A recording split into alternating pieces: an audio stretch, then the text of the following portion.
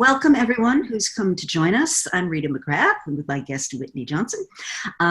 For those of you just joining or who are new to our Fireside chats, they are being recorded. So just a reminder, don't say anything or write anything you do not want recorded for posterity. We will have recordings available afterwards once we get them sort of tidied up a little bit. And let me introduce Whitney. So Whitney is dear friend, esteemed colleague, collaborator, co-worker, and I'm a professor at Columbia Business School, those of you that don't know me. And we're going to talk about disruption and Clayton Christensen and hopefully a whole bunch of other things. By the way, we could go on for hours, so we budgeted an hour, so hang in there with us. And I thought I'd just start with, let's start with Clay.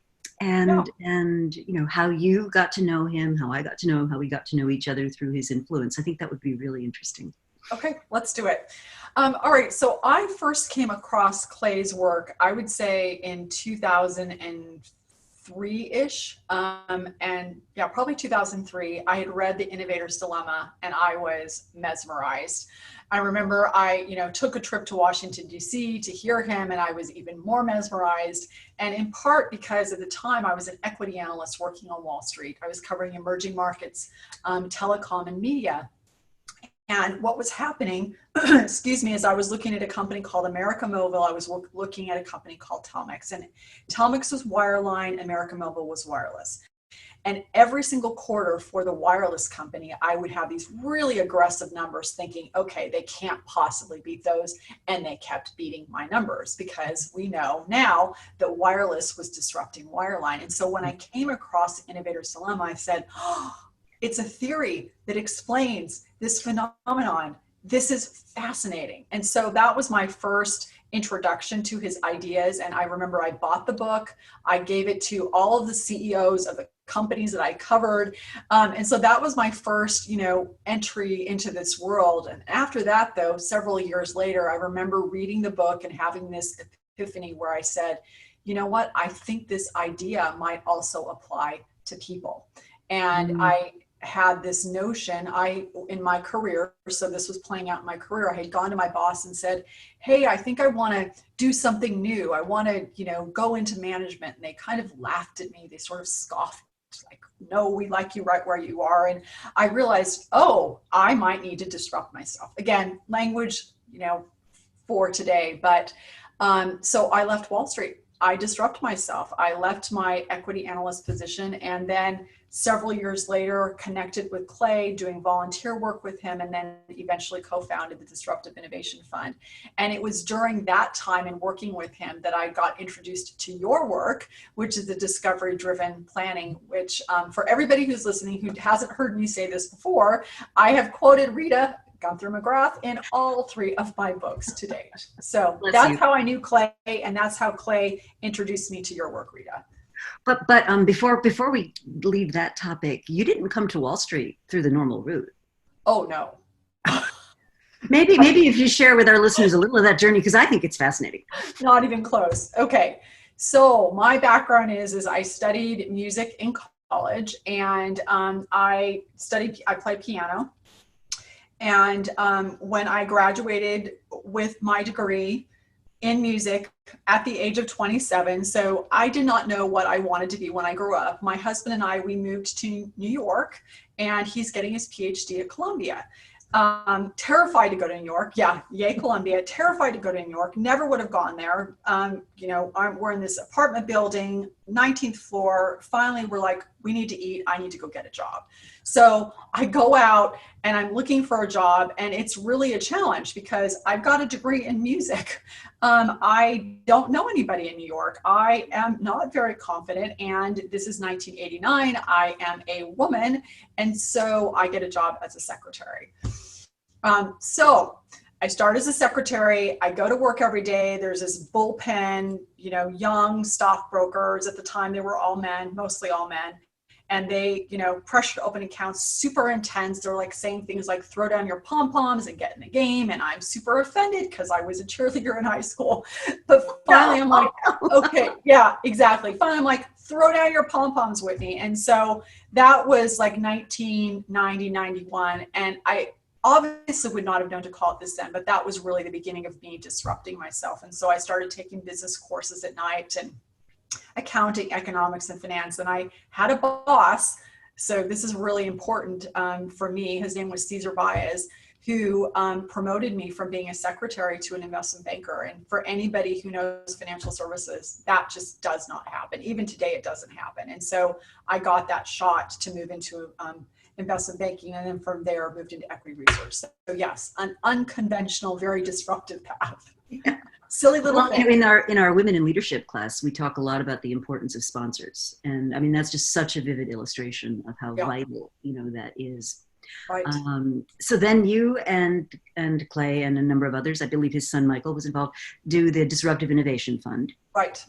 And applying the theories of disruption. For those of you that don't know, this fund basically said, well, if we have a good theory, let's put money on it, because everybody else is investing with a different theory. And I remember Clay talking about that. Yeah. And it was really interesting because what he had done on a number of occasions, so this is like early 2000s, he would do things like, let's go long Netflix, short Blockbuster. And people would do it, and it was a really good trade. And they're like, you should like take this theory and see if you can apply it. So when his oldest son, Matt, graduated from business school, and then Clay, they hadn't run a fund before. I had been an equity analyst, and so I joined them as a partner of the Disruptive Innovation Fund. Oh, that's fun. And the returns have been amazing from what I understand. Yeah.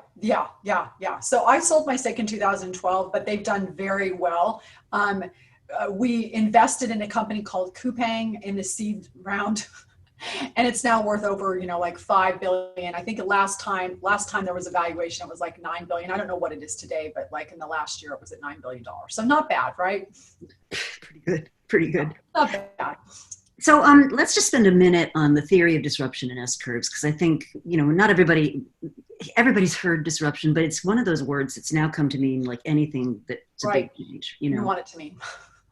Well, right. The CNBC does this thing that I'm on a judging panel for, where they're termed the most disruptive companies of whatever year it is. But the theory of disruption is actually quite precise. And I think that's important for our listeners to understand. So the idea is that you enter a new market at the low end. Typically, you're serving an unserved or neglected segment, and what you're offering is not as good as the what the incumbents offer, but gradually you get better and they overshoot, right? So they offer too much, you get better and better, you start carving off pieces of their business, and then eventually they find themselves kind of without a business. Right. And it can happen fast. Mm-hmm. And one of the I think updates to Clay's original theory that I've been working on is when you look at the digital disruptors, what they're able to do is actually offer things that are as good out of the gate that the incumbents offer, but at a fraction of the price and cost. Mm-hmm. Yeah. Interesting. Yeah, pretty cool. Yeah, the way I think about it is, and I think Clay said this, a disruptor is a silly little thing that takes over the world. Takes over a segment of the world. That's how I think about it. The silly little thing that takes over the world. So eventually you decided to leave that situation. And I think your rationale for it was really interesting. Yeah. Which one? Wall Street or Clay's business. Yeah. Okay. Yeah. So it's 2012. Thank you. I love how you're asking these questions and pulling my story out of me. It's fun. So it's 2012, and I've just now written an article in Harvard Business Review called Disrupt Yourself, and saying, okay, I do think that this theory applies to people, not just products. I write that article and I'm like, okay, there is something here. We've also used the S-curve that, for investing to figure out how quickly an innovation will be adopted. And then I have the thought, okay, I think the S-curve can help us understand how we learn and grow. So just these ideas, I think I want to chase these down. And so I sell my stake, it's 2012, and really massively disrupt myself, because I go from doing financial services and, stock picking, and say, I think I'm going to go write, and I think I'm going to speak, and I'm going to consult, and I'm going to coach. And yet another, one of those moves, because when you disrupt yourself, basically people look at you like you have lost your mind. And this is one of those other instances where I had lost my mind. I hadn't, but people thought I had, and just said, I want to figure this out. I want to chase this down. So I'm going to become an entrepreneur and build out this intellectual property. And so that's what I've been doing since 2012. Wow. The other thing I think that's important, though, is that you rightly, I think, identified the fact that there was going to come a time when you're either going to be Clay Christensen's sidekick forever, or you're going to be on your own. And I know as a Yes. woman that I've had those moments too, where, for years and years and years, I co-wrote with Ian McMillan, who you might remember. Yep. And much as I loved working with him and writing with him, it became pretty clear that, I was never going to be able to do what I could do on my own if I continued to just partner with someone. I mean, I think there comes a point when you have to kind of strike out on your own. Oh, you know what, Rita, you make such a great point. And what's interesting, there are two thoughts that come to my mind on that is, number one, I'll tell you a story. I remember Clay and I were at an event together, and it was at a educational institution, and someone came up to me and said to me, "Are you Clay's assistant?" Yeah. It actually makes me emotional because it was really discouraging, right? Because I had been on Wall Street and I had been this institutional investor ranked analyst, and they're like, "Are you his assistant?" Right. And I remember I had this conversation with this fellow, and I mean, I said, "Is there something that I did that made you think that I wasn't, a professional?" And he graciously said to me, "No, there wasn't anything you did." He said, "I'm just kind of a dunderhead, I think," or he said something like that, and he apologized. But it led to this really good conversation. That being said, yeah, we both know from the research, and you probably can cite it better than I can, is that when women are collaborating with men, the men are always going to get the credit. Now, women can collaborate with women, but it's very tough for a woman to collaborate with a man. I think it can work to the extent that the man ends up over time really becoming a sponsor for you and just like pushing you out on stage in a way. But it is very complicated. And so, I came to that conclusion, as did you. What I have also, though, found is that oftentimes, in order for women to be able to go out on stage, like you said, there's been some man, usually a man, being a sponsor. Oh yeah, I mean, Mac was brilliant at that. He would literally tell people, "I'm not coming to your conference unless you invite McGrath as well." And he would always use my last name, which I thought was sort of that. That's so cute. McGrath. McGrath, right? Yeah, and what gruff South Africans are McGrath, But there's actually a study that totally validates what you said. It was a study done of economists. Mm-hmm. And the author of the study, who was a Harvard PhD student who sole authored her dissertation, I would add, found that what she was interested in was the impact of each subsequent publication on someone's chances of getting tenure. And what she found was when men wrote alone, it had a certain percentage impact. When they wrote with women, it had a certain percentage impact. When they wrote with men, it had a certain percentage impact.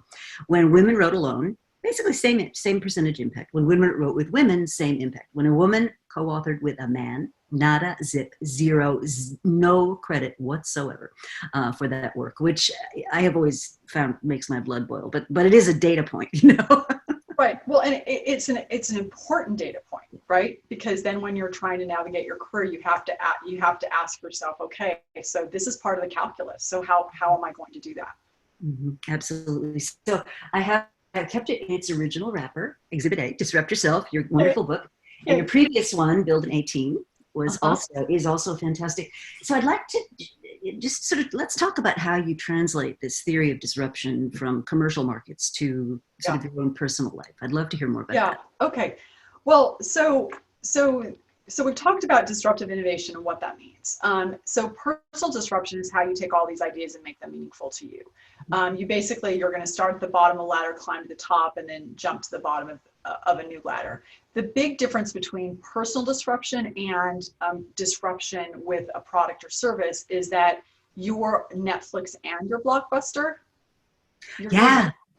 And your tabs. So you're the silly little thing and you take over the world, because with personal disruption, you are disrupting you. So that's how it applies to us as individuals. And when you say you are disrupting you, well, how do you become a silly little thing? Well, if you think about disruption, let's go back. I think probably we're going to go nerd alert for just a second. We've got, people on this, picture this graph, and you think about disruption. Let's go back through the math, right? With disruption, let's say you're at 12 on the y-axis of success, and your trajectory is over 1, up 1, over 1, up 1. That's what it's like for you in your career, in your life, whatever it is you're measuring.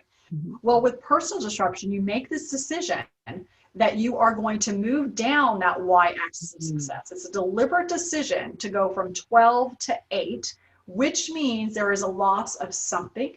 It's maybe a loss of stature. It's a loss of prestige, which is probably the same thing, a loss of money, a loss of time, some sort of step back, because you believe that in doing that, the slope of your line will be steeper. It's going to be over 1 up 3, or over 1 up 5, or over 1 up 10. So you step back to slingshot forward. And so that's what it looks like for you as a person. And, you know, someone like a Lady Gaga is a great example of personal disruption. If you think about it, you know, she's like at the top of the charts. It's 2008. And what does she do for an encore? She jumps to a whole new chart. She collaborates with Tony Bennett on a jazz album. She does a Sound of Music tribute at the Oscars. I mean, which is just crazy when you think about it. And then she produces a country album. But those jumps, right? That disruption, it paid off, because in 2018, she had the largest audience ever for a music performance. And the movies too. Yeah, I mean, A Star is Born was big. Yeah. That's a great example. I always think of, to keep on the pop star theme, Madonna, I think, same thing, right? Perfect. That over the years, she's really reinvented herself in multiple guises, you know, and very, very interesting. So that's, I totally get the theory, and we've both been down those roads a lot. Do you find the biggest barrier is probably fear, right? That if I do this, it could all go terribly wrong, you know? And I find that when I interact with people who feel kind of stuck, you know, they're just not making the progress that they would like to anywhere. They're sort of bumped up against that upper limit of what their current S curve can deliver. But they're so afraid, you know, they're so afraid to say, gee, I could do different things. Right. Well, and I think about, you know, so if we bring your inflection points, which for everybody who's listening, I had Rita on my podcast and we went into this in detail. It was super fun. So if you think about what I've learned from your research recently is this idea of on an S curve and that inflection point and your ability to see that inflection point. So if we layer on these two ideas, you would say to yourself, okay, I can see that there is this inflection point about to happen. And now I personally, for my organization or team, have to make a decision. Am I going to move into that inflection point, or am I going to pull back from it and pretend like it doesn't exist? And I think, like you said, there's a lot of fear. One of the things that I have done is, instead of just saying, okay, we'll just get over it, in my brain, I use reverse psychology to get you over that hump, which is to use loss aversion theory. Okay. Feynman and Amos Tversky. So you're like, okay, so I'm at the top of this S curve. I'm seeing these inflection points or things I could do differently. I'm scared. And so instead of saying, oh, it's going to be great if you jump, it's so exciting to move into the future, you say to yourself, okay, we know from loss aversion theory that we're 2.2 times more motivated by what we lose than by what we gain. So say to yourself, all right, well, what do I gain if I jump? Okay, I gain X, Y, and Z, but I can't really forecast it because I can't see it. But what do I lose if I don't jump? What do I lose if I don't jump? If I don't jump, you know what? I might, if it's for you personally, because we're talking about personal disruption right now, I might get disrupted because I'm bored and I'm going to dial it in and I'm not being innovative. So wouldn't I rather jump to a new S curve than be pushed? And I actually had this hypothesis, Rita, and so far I've only collected anecdotal evidence, but the anecdotal evidence bears it out, is that oftentimes when people lose their jobs or get fired, it's because they were at the top of that curve, or they were on the wrong curve and they knew it and they wouldn't jump. And so the universe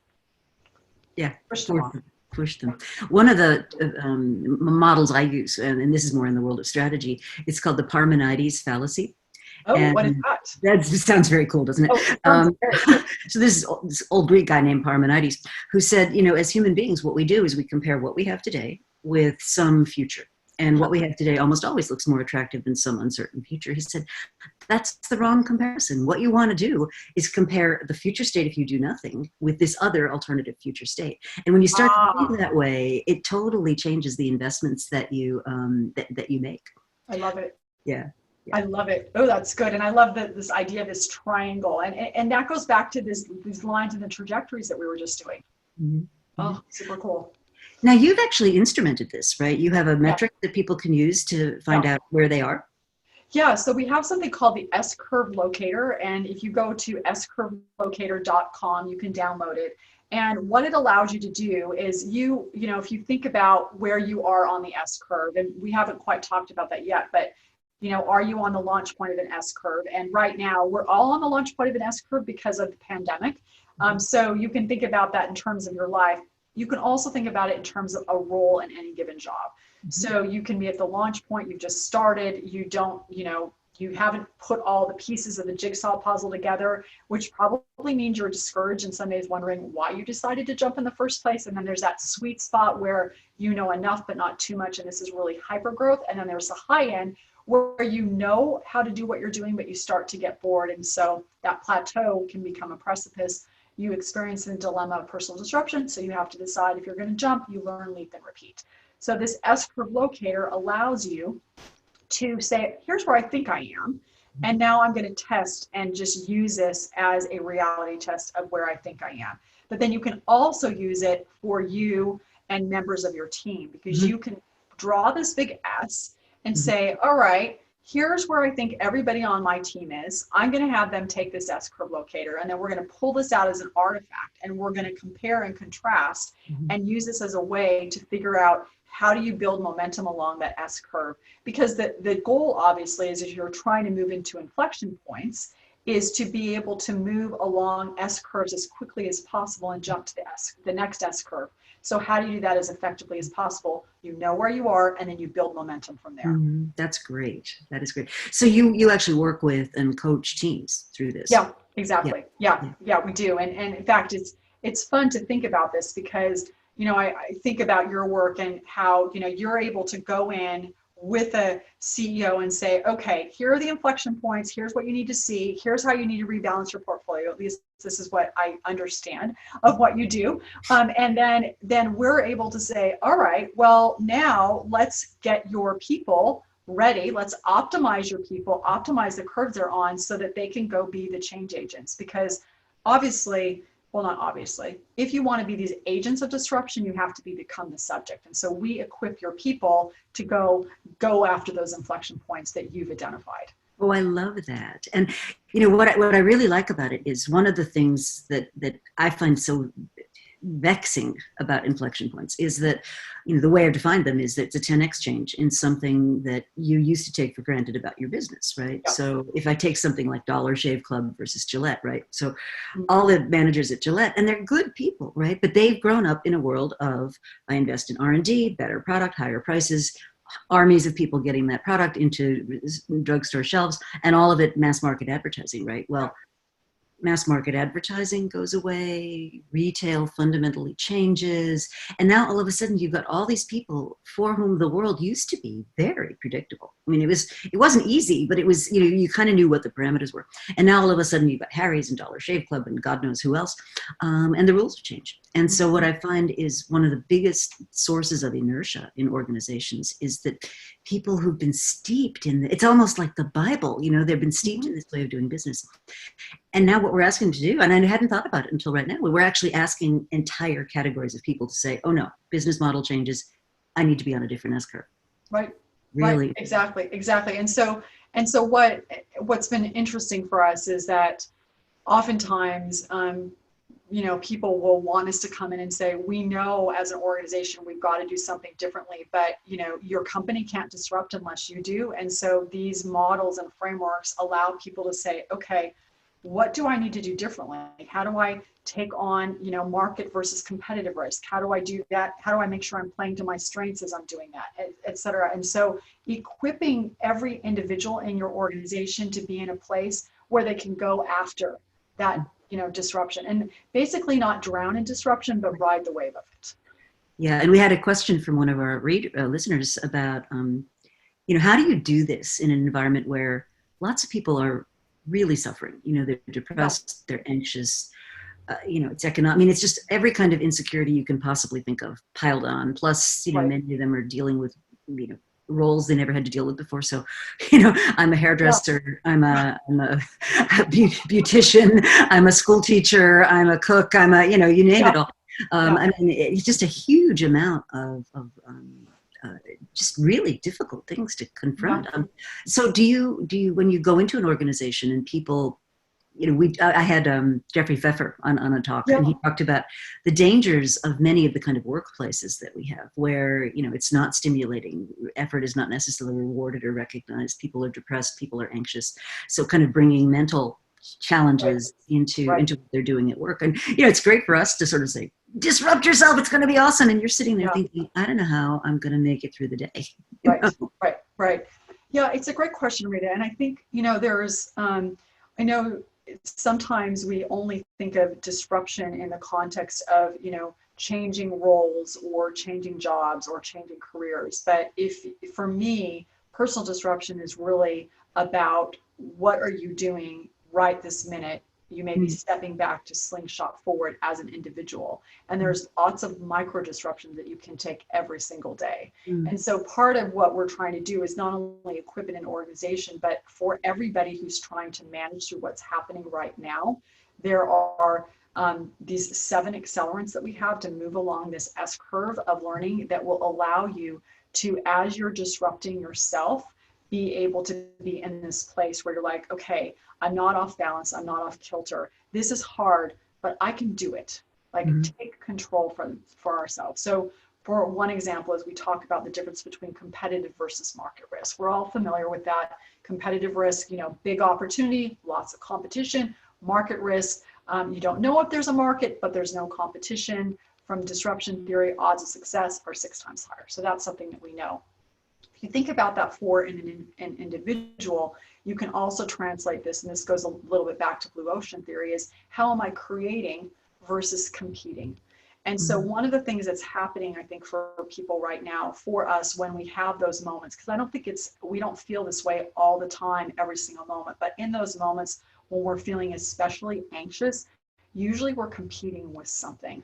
Competing sometimes with it should be different than it is. But it's not different than it is. And so in that moment, we can say, all right, well, am I going to compete in my brain for what things should be? Or am I going to compete for scraps on this job because things feel scarce and I feel scared? Or am I going to create? What am I going to create? How am I going to take on market risk? This is what is. What do I want to do with what is? How do I want to show up right now? And so it ends up being, when I say personal disruption, yes, there is sort of that archetypal, but it's very, very individual and truly moment by moment, where I believe that, throughout the day, even for hour, we can step back from who we were to slingshot into who we want to be. But that's one example of how you take that idea of competitive versus market risk and bring it down to you as an individual. How am I creating versus how am I competing right now? Yeah, I was talking to Paul LeBlanc, who's the president of Southern New Hampshire University, and he did a little survey of people who would be possible job candidates, and what they told him was they wanted to leave their industry, that they were done with the risk of hospitality or travel or food or whatever it was, and they really, really, really wanted to pick up new skills. And so one of the things we've been sort of playing around with is this whole idea of micro credentials and upskilling, like in the moment of need and stuff like that. And I think that could help support some of this. So you talked about 7 accelerants. Yeah. Can you tell us what those are? Yeah, absolutely. So I'll go through them quickly. So the first one was taking market versus competitive risk, where the odds of success increase. And you can look at that, create versus compete, obviously with a company, but also on a team, where when you hire people, sometimes we hire people and we bring them on and we haven't been clear about what they're doing versus what the people on your team thought they're supposed to be doing. And so you create a competitive risk situation. And that can be really problematic. Whereas if you're clear about who's doing what, then they've got these wide open space to go out and create. So that's market versus competitive risk. The second one is to play to your strengths. And the reason that that's so important is when you feel strong, then you're willing to play where no one else is playing. You're willing to take on more market risk. The challenge around the risks, is what we've identified, is that just like we have weaknesses around our blind spots, we also have weaknesses around our strengths. And so our strengths are things that we do so reflexively well, we actually cannot see them. Absolutely. And even when we see them, oftentimes we don't value them because that thing is just so easy. How could that possibly be valuable? And we also sometimes don't even want assignments that play to our strengths, because if our boss really valued us, they'd have us go do that hard thing over there. So one of the challenges for a person who wants to move up S curves faster, who wants to contribute in a more meaningful way, is to identify what your strengths are. And I'll give you 2 tips for doing that. Number 1, ask yourself, what exasperates you? Alana Kate said that the frustration of genius is if it's easy for you, you think it's easy for everyone else. So when you find yourself saying, this is just common sense, or everybody knows how to do this, that is a signal that you've got a strength. That's wonderful. And you want to double down on that. And then the second question you can ask yourself is, what compliments do you dismiss? So sometimes that we think we don't get compliments, but the fact is that we get compliments all the time. But we oftentimes dismiss them, either because we're used to deflecting them, or they've told us something that we've known about ourselves. We're like, oh, whatever, that's not a big deal. And yet, if you want to really contribute, you need to do hard things, but hard things that draw on your strengths. So that's number 2, play to your strengths, and then you'll play where no one else is playing. Number 3 is embrace constraints.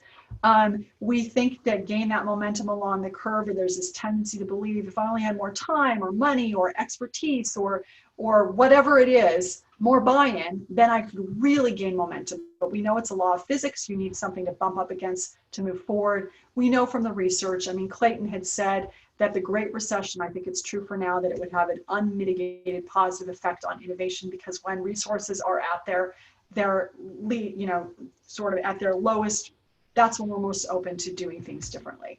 So to embrace constraints and see your constraint as a tool of creation, and ask yourself, maybe that constraint is the very thing that I need to create, to climb the curve. Number 4 is battle entitlement. This has a lot of different permutations. One of them is where we see other people as people, or excuse me, as objects versus people. Another one, and I touched on this earlier, is where we say things should be different.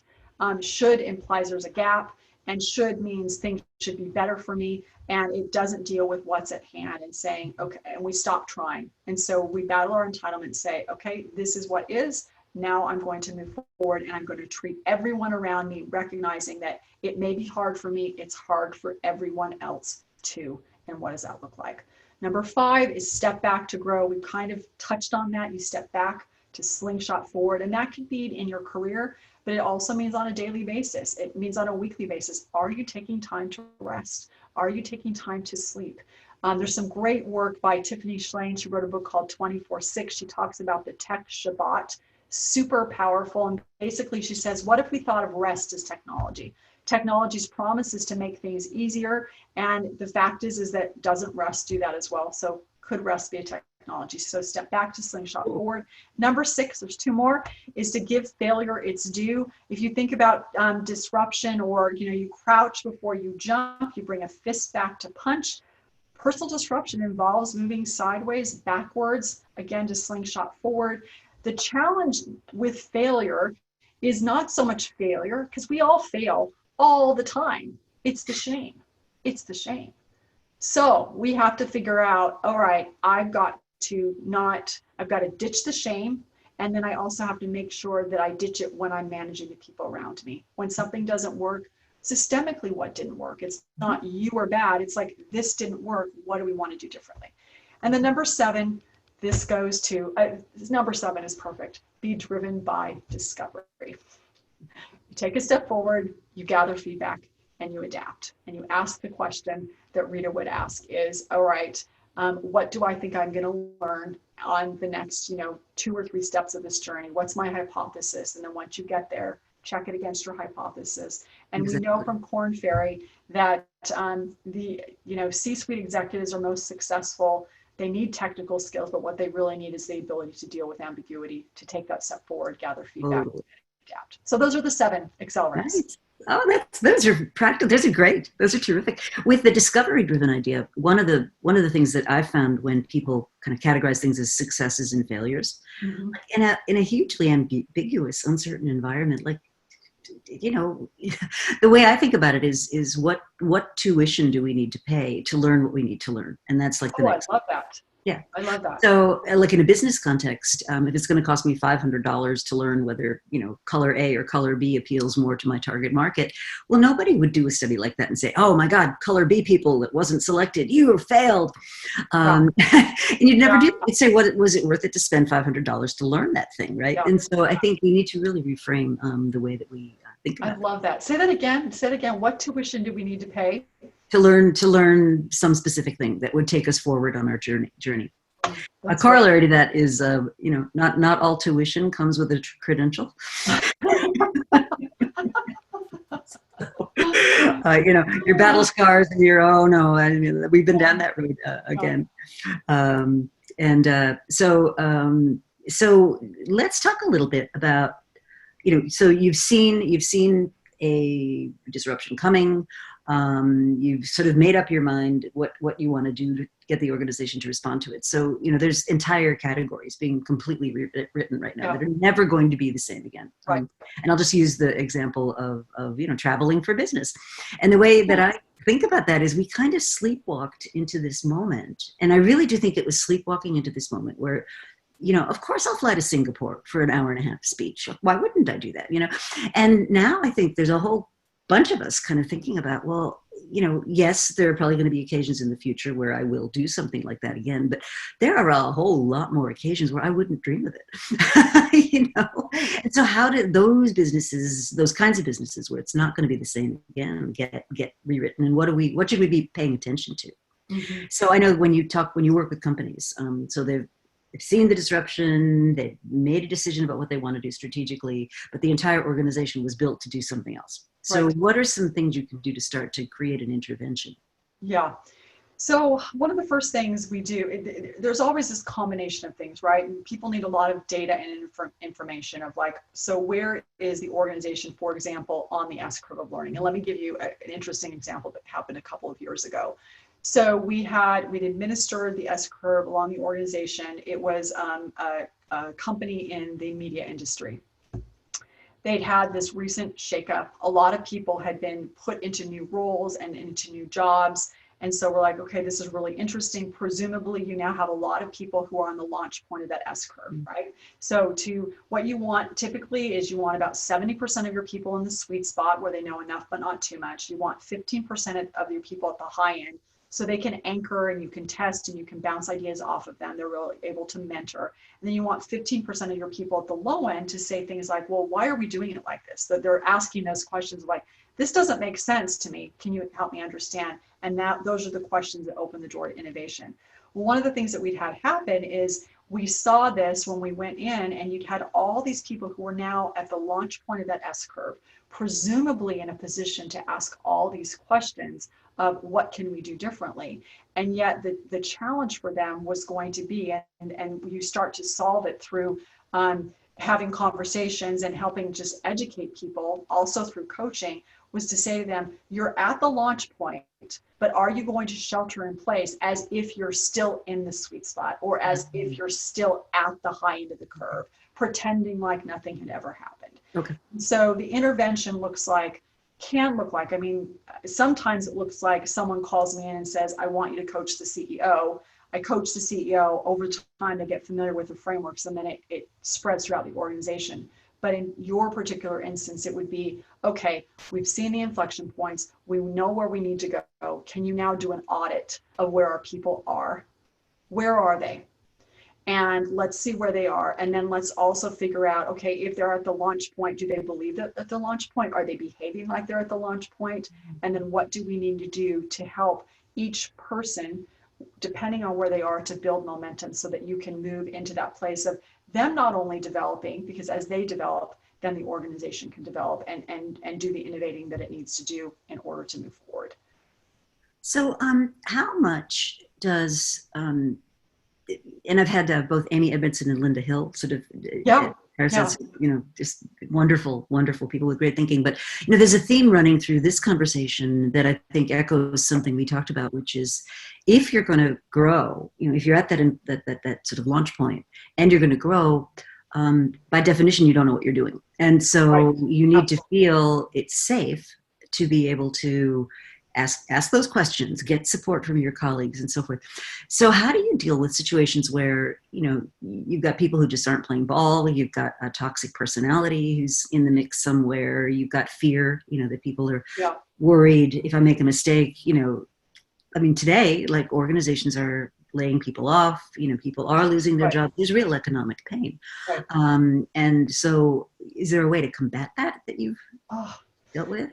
Oh, Rita, that's a big old depends. So are you saying, let's first of all, let me diagnose it a little bit more. Are you talking about the person who's at the launch point or a person who's managing a person at the launch point? Which one are you talking about? I think both, so I'm at the launch point, but I don't feel I'm going to be supported, or I don't feel that my risk taking is going to be appreciated, or whatever it is that is keeping me from being willing to make the necessary investment to get momentum. Yeah.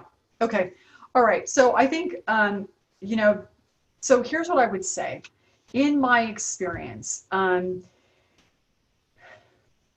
of what you need at the launch point of the S curve is in order to climb that curve, you need support, right? You need support from your leader, and support can look like a lot of different things. It can look like tightly scoped assignments. So I'm going to give you something that needs to get done in a week. I'm not going to say, go off and do this project that's going to take you 2 years. Okay, so chunking it up.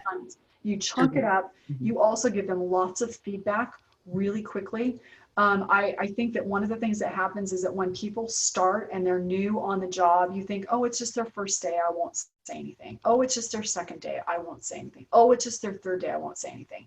What then happens is that you as a leader, number one, is you get into a very bad habit of not delivering feedback. Mm-hmm. And number two, what happens to the person who's working for you is that if you say to them, good job, good job, good job, they're in the back of their mind, because it's human nature and it goes back to evolution, they're going to say to themselves, when are they going to kill me dead when I do something wrong? Right. Are they going to kill me dead? Right. That's the question that we're all asking. Mm-hmm. And so as a manager, I would say one of the things you want to do is from day one is to, even if it's like they missed a period in a sentence, say, hey, that sentence wasn't there, that period wasn't there, and here are the 2 other things that worked well, whatever it is, so that they now feel bounded, because they know what happens when things worked well, and they also know what happens when things don't work well. And that lowers their sense of anxiety of like, okay, so now I know what happens. In both instances, I feel a little bit safer. So that's a really important thing for the manager, is to not be lazy, not be scared, to give that. And I actually say to my team, I've said this on numerous occasions, I've said, hey, every time I give you feedback, you need to understand it's really uncomfortable for me to do that. So the fact that I am doing this is telling you that I am invested in you, because I am willing to do this even though it's uncomfortable. When I stop giving you feedback, then you need to be concerned, because it means I'm not invested. Right. Well, right. That's such an important point. That's such a true point. So now, for the person specifically who you asked that question, I think that oftentimes we think that we have less power than we actually do in a situation. I think that we think we have less power, and we're also not socialized. And I think this goes especially for women. This goes back to your women leadership. We're taught, don't raise your hand, don't speak up, just sit there and be a good little student. And so we don't have that skill of saying, hey, this isn't working, or this doesn't make sense, etc. So I think one of the things I would say is that if sometimes it's going to be toxic, I'm not dismissing that, but I do think that there are a lot more instances where we have more control when we're at that launch point than we think we do. And it may not be that we can't, it may not be that we can't speak up. It may be that we don't know how to speak up. Yeah. So one of the things I teach in the course, which is a Columbia Executive Education course called Women in Leadership, and women are, in my experience, many women, not all, but many women are very diffident about exercising power. They're just, it feels very uncomfortable. So what I try to provide is a definition and then some ways in which you want to do this. So the definition is to have power means you have control over scarce and valuable resources. And if you think about it that way, everyone has control over scarce and valuable resources, because what's in your head is unique to you. It's not in anybody else's head. And your experiences, your background, your cumulative skills are going to be different than anybody else's. And so you're right. You do have power that's unique to you, which I think is a really interesting point. Yeah. So, one of the things I think I'd like to sort of move to a little bit is where we are right now. Yep. And where we are right now is a really weird place. I mean, I've never experienced a global pandemic, an economic meltdown, and a struggle for social justice all at the same time. And so a little thing that just happened last week, and so I'm working with my team, and we're talking about what we're going to do this week, and really long, intense discussions. And there was just this weird feeling in the conversation about we're not sure what the priorities are. Like, we don't know, do we pick up this piece of paper or that piece of paper? Do I do this thing on social media or that thing on planning? And what I realized, and it just, given who I am, this is a pretty embarrassing thing to have to come to. But what I realized was the world has completely changed in the last 6 months, and my strategy hasn't. So what I got to do is, when I say strategy, I don't mean that I'm great at predicting the future, because literally nobody on the planet knows what next month is going to hold, let alone whatever. But what I do think I owe to my people is the ability to say, look, for now, given what we know, here's where I think we're going, so that there's at least clarity around that. And I was just curious if you've seen people struggling with the same thing. Oh, well, you mean beginning with me? I just think it's so interesting, right? And part of what I love about the work that you and I get to do is that we get to study every day how to be better. And then we have lots of people watching us and requiring us to be accountable. And we could be fakers, but we don't want to be fakers, because that's not who we are. And so we're in this place where, how do we walk our talk? I had an experience just to, we can commiserate, if you will, is I remember when, the pandemic, I have a racial justice or social justice example I can share, but we're talking about managing right now. When this happened, and there's a lot of advice to ask your people how they are when you get on on a Zoom call with people on your team. I was like, oh, oops, because I'm very task oriented, right? I get on the phone or on that Zoom call, I'm like, okay, here are the 10 things.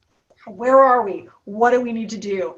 And I realized, and frankly, I don't even want people to call me and say how I am. I just want to get to the task. Like, that's my love language.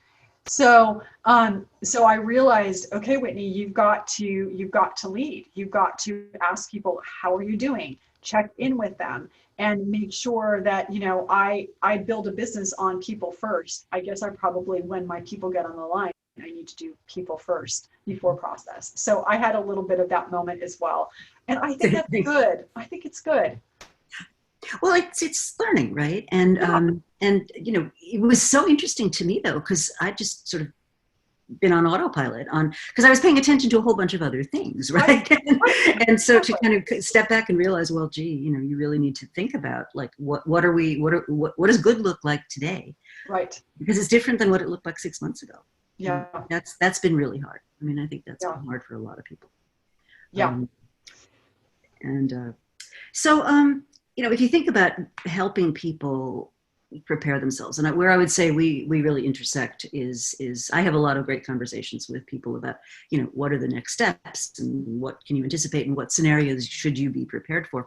And one of the things that's in my recent book is a process for identifying early warnings, and basically saying, look, the purpose of doing that is not to predict, because prediction is a fool's errand. Who could have predicted where we are right now? But the process is helping think about what could happen and being prepared. And that's really, I think, where we want to be putting some energy. So how does your practice help the organization be better prepared? Because my sense of it is what you're building in is a more resilience, more willingness to say, hey, if the world has changed, we were going that way, now we need to go this way.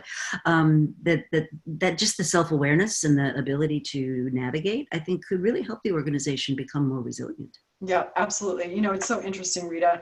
You said, building that muscle of being more resilient and building that muscle of being able to disrupt yourself. I remember about 2 years in on my podcast, I started looking at all my guests on the podcast, and I was like, wow, I am over indexing on immigrants. I'm like, oh, well, of course I am, because what do immigrants know how to do? Immigrants know how to disrupt themselves. They know how to go from one country where they may have been in a very good, comfortable position to become a silly little thing in another country where they may not know the language, where they may, I remember I had Vala Afshar on my podcast. His father was a professional. He may have even been a doctor in his home country. And when he came to the United States, he was a janitor. I mean, that's what Vala grew up, watching and modeling. And so I think, so immigrants know how to do that. It's a muscle. Knowing how to disrupt yourself is a muscle. And so if every day we're doing things that are disrupting ourselves, even if it's like walking a different way to work than we usually walk, or walking around the block in a different direction, we're building in that muscle of stepping back from how we're doing things today to do it differently, so that when disruption comes, we're like, oh, okay, yeah, I don't know how it's going to work out, but I know I can do this because I've got this muscle. Mm-hmm. I love that. I absolutely love that. One of the things that comes up a lot in the Women in Leadership course is confidence. Just having the confidence to say, I got this, and meaning it, and absolutely meaning it, which is great. So there was a question about the book that you mentioned, Tech Shabbat. Yes. Yeah. Yes. Oh, so Tiffany Shlain, she wrote a book. She's a filmmaker, and she actually founded the Webby Awards, and she wrote a book called 24/6. And so it's called 24/6, but in that book, she talks about the Tech Shabbat. Super interesting. That's great. Oh, that's absolutely great. So when you come into a company, and my work with companies tends to be driven by, chief innovation officer, chief strategy officer, some CXO type person says, my God, we've got to think this through. Come in and talk to us. And then, so let's say I do all that, or Amy Webb does all that, or whatever. And then they would say to me, well, how do I bring my organization along? And I'm like, I'm not your girl for that necessarily. So if they were then to turn to you, what would you do next? Yeah, so what I would do next is, if you think about whenever you're trying to affect massive change, you need to have sort of the people part of it, budget 10 to 20% of your overall budget toward the people part. And so what we typically would do is just start introducing people to the ideas. If you think about all the different things that you do in an organization, I think one of the main reasons people give keynote speeches or webinars is for people to be able to be instructed, and if you've done your job well, to be inspired. So they start to say, okay, I get what you're saying. Intellectually, I get it. But there's some piece of my heart and soul that also wants to change as well. Because I believe pretty much all of us are fundamentally very aspirational. We want to be better than we were today. And so introducing just this idea generally of, this is what disruption is. It's not just out there. It's not just happening to you. It's something that you yourself can do. You can take control of the situation, giving people tools to think about how do you disrupt yourself. And then from there, depending on what it is they're trying to change, then you look at the different levers. So if we know that you've got one business that needs to go in this direction, you maybe work with that team and then open them up and say, okay, we need to do X, Y, Z. Where could entitlement be coming in here? How is entitlement potentially at play? And so, am I showing up for meetings on time? Or what are the strengths of each person on our team? How are we making sure, we oftentimes look at what our strengths are, but it may be that once you do this cataloging of the strengths, there's this project that you won't take on because it doesn't actually play to the strengths of the team that you've got. How do we make sure that as we're looking at making sure that we're taking on market risk, we're finding ways to create rather than compete, not setting people up in competition with each other. So starting to take each of those 7 accelerants, looking at the project at hand, where you want to go, instructing, inspiring, and then start diagnosing. And as you diagnose, then you come in and say, all right, we need surgery here, or we need, here's what we need to do. And then we can get very granular at that point. Mm-hmm. That's so cool. That is so cool. One of the things I love about your process is that you can actually measure it because, over the years, I worked with a ton of coaches and counselors and mentors and consultants, and once you get past the exhortations, you're kind of looking at them going, and tell me exactly what exactly were you doing? And I love the idea of being able to like precisely measure it. So one of the things I learned in my dissertation actually was so I started with strategy and ended up with teams, which was a bit of a comeuppance. And what I found was to build new capability that you need to have this progression. And so the first thing that has to happen is you have to understand what the business is. And right now, none of us do. So that's going to get in the way of team effectiveness, right? So that's the next thing. Then when you have teams that are working effectively, eventually they begin to develop new competences, which I define as the organizational equivalent of skill. Some of those are distinctive, so that's your new markets. And then some of those will lead to a competitive advantage, which I describe as a combination of the market likes it, your firm is behind it, and it's insulated from competition in some way. And if you're missing any of those key ingredients, you're just not going to have a competitive capability. So the team effectiveness piece is so important to that little progression of new capability.